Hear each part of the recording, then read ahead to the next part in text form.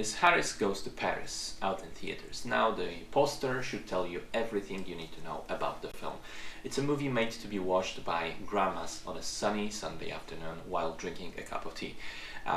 Which is not a bad thing. I mean, if I wanted to be a bit reductive, I'd describe the film as a mix of Phantom Thread and The Devil Wears Prada, with smoothed out edges and safe packaging so that the nice old ladies can enjoy it without ever getting upset.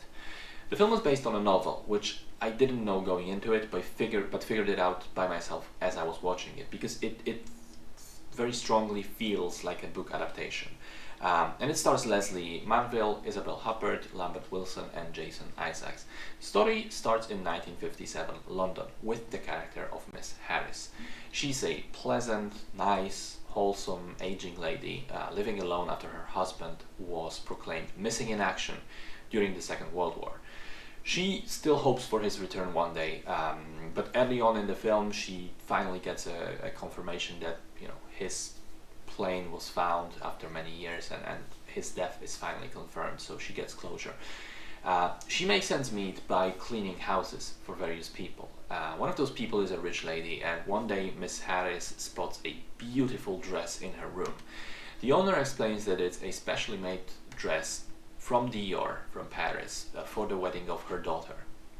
Miss Harris is so enamored by this piece of clothing that she decides she wants one as a sort of last dream, a way to do something just for herself for once, to make herself happy.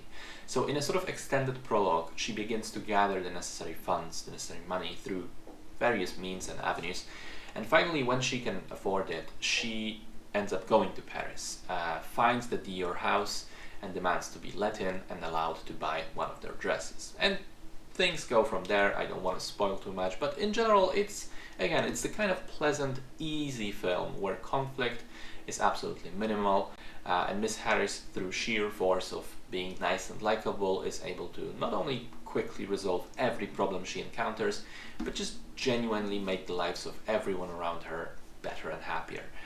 And I felt that this was as much a strength of the film as it was its weakness, because to me it was a little bit boring, honestly, the way the movie just merrily moves forward without any proper drama.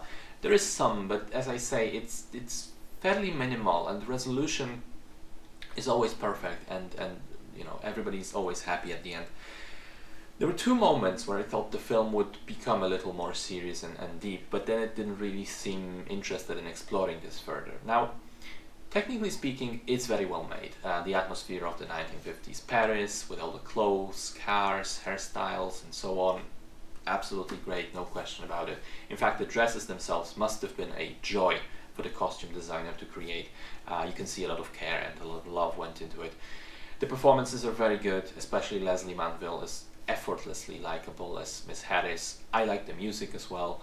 It's the kind of film that isn't technically bad, but I just didn't enjoy it very much. In fact, I think it's quite good at what it does. I just happen to be very far away from its intended target audience.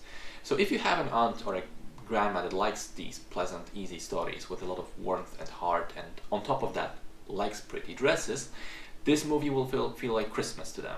And I recognize that it can be loved for what it is. It's just that I personally didn't.